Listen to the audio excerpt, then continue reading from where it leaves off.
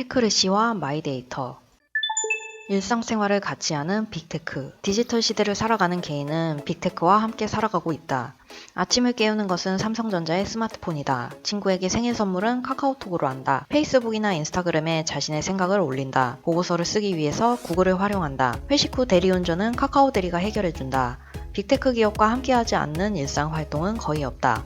오픈뱅킹이 제도화되면서 송금, 지불 등의 금융거래도 빅테크가 해결하기 시작했다. 최근 유튜브에 영상을 올리면서 소득을 올리는 사람들이 늘어나고 있다. 유튜브가 직장이 된 셈이다. 유튜브의 알고리즘은 유튜버가 올린 콘텐츠를 심사한다.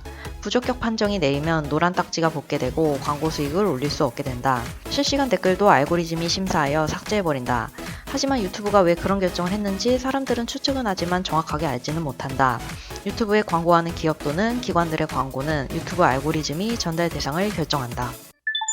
빅테크에 대한 반작용, 테크래시. 빅테크 기업들이 사람의 생활에서 차지하는 비중은 점점 커지고 있다. 빅테크 기업들은 편리함을 주는 대신에 사람들의 프라이버시를 어느 정도 침해하는 것은 어쩔 수 없는 것일까? 테크래시는 더 이코노미스트가 만든 용어로 알려져 있다.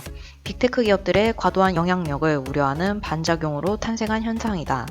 구글, 애플, 아마존, 페이스북, 알리바바, 넷플릭스, 바이두 등과 같은 거대 기술 회사에 대한 대중의 우려와 적대감을 뜻한다. 빅테크 기업들은 인터넷과 모바일 중심 경제의 가장 큰 수혜자이다. 빅테크 기업들의 사업 방식은 플랫폼 비즈니스이다. 수많은 플랫폼 참여자들이 콘텐츠를 만들고 빅테크 기업들은 이를 유통시키면서 영향력을 키우고 이를 바탕으로 수익을 창출한다. 몇 가지 문제를 안고 있다. 콘텐츠에 대해서 책임지지 않는다. 콘텐츠는 수많은 참여자들이 업로드하는 즉시 유통된다. 통제가 쉽지 않다. 가짜뉴스가 넘쳐나고 잘못된 여론을 만들기도 한다. 유명인뿐만 아니라 일반인의 영상을 인공지능 기술로 조작한 딥페이크 문제가 되고 있다. 저작권을 침해하는 콘텐츠를 걸러내는 장치도 미흡한 실정이다. 독일은 가장 적극적인 규제를 하는 나라이다. 가짜뉴스, 증오 발언, 불법 콘텐츠 등은 24시간 내에 삭제하도록 요구하고 있다. 이를 어길 경우에 최대 5천만 유로의 벌금을 내야 한다. 빅테크 기업들은 24시간 내에 콘텐츠를 확인하고 삭제하는 것은 불가능하다고 주장한다. 국가의 세수를 줄이고 있다. 빅테크 기업들은 세율이 낮은 국가에 법인을 설립하고 운영하는 방식으로 절세 효과를 누리고 있다. 인공지능의 기술을 적용한 로봇을 사람 대신에 활용하고 있다. 사람은 소득이 생기면 세금을 내지만 로봇은 세금을 내지 않는다. 각국은 빅테크 기업의 조세 회피에 대응하기 위한 세제를 도입하고 있다.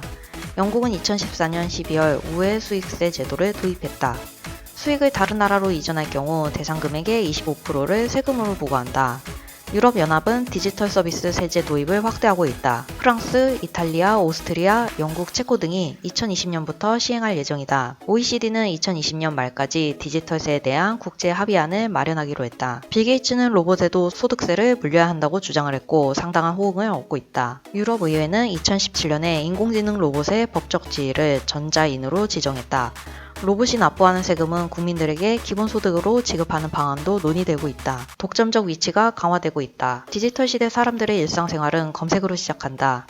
검색 엔진이 어떤 정보를 골라주는가에 따라 사람들의 생각이 달라질 수 있다. 디지털 시대 소비자는 검색으로 구매 행위를 시작한다. 검색되지 않는 상품은 소비자의 선택을 받을 가능성이 없다. 빅테크 기업들은 전 세계의 뛰어난 기술 인력을 흡수하고 있다. 디지털 인재들의 꿈은 빅테크 기업에 취직하는 시대가 되어 있다. 일반 기업들은 빅테크 기업이 만들어주는 기술에 점점 더 의존할 수밖에 없다. 자유로운 상상은 사람이 누려야 할 기본 권리이다. 다양한 정보에 접할 수 있어야 한다. 최근 유튜브는 검색이 주는 정보 편향성을 개선하기 위해 검색하는 사람의 반대 의견을 표현하는 영상을 제시하기도 하는 것으로 알려져 있다. 기술의 집중과 소요를 해결하기 위해 빅테크 기업들은 오픈소스, 오픈 API 등으로 보유하고 있는 기술과 데이터를 공개하는 추세이다. 러시아, 스페인, EU 등은 구글의 독점적 위치 남용을 규제하기 시작했다. 테크래시가 가장 심한 빅테크는 페이스북. 빅테크 기업들에 대한 소비자들의 반응은 전체적으로 긍정적인 반응이 더 많다. 부정적인 반응이 가장 많은 빅테크 기업은 페이스북이다. 페이스북에서 개인 데이터 유출 사고가 가장 심각했기 때문이다. 또한 가짜 뉴스에 대한 페이스북의 대응책은 소극적인 것으로 평가받은 것도 이유가 될 것이다. 테크래시의 중요한 등장 원인, 개인 데이터. 기업 평판 서베이 회사인 입소스는 테크래시가 발생하는 원인에 대해서 조사하였다. 입소스의 회원 106명을 대상으로 테크래시가 보다 중요하게 된 이슈는 무엇이라고 생각하십니까? 라는 질문을 했다. 개인 데이터를 서드파티와 어떻게 공유하고 사용하는가를 투명하게 공개해야 한다. 76%. 개인 데이터를 어떻게 수집하고 사용하는가를 투명하게 공개해야 한다. 74%. 가짜 뉴스 문제를 해결해야 한다. 53%.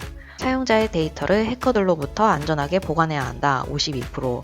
극단적인 콘텐츠를 관리해야 한다. 37%. 온라인상에서 표현의 자유를 지켜야 한다. 36%. 사용자 데이터를 정보의 감시 등으로부터 지켜야 한다. 32%. 기술 중독 22%, 기술 영역의 경쟁 15%. 응답 항목 중에서 개인 데이터 보호 관련 이슈가 전체 9개 중에서 4개이다. 가장 많은 지지를 받은 이슈 1위와 2위도 개인 데이터에 관한 것이다. 빅테크 기업이 테크래시에 대응하기 위한 방향으로 개인 데이터 보호는 매우 중요하다는 점을 시사한다.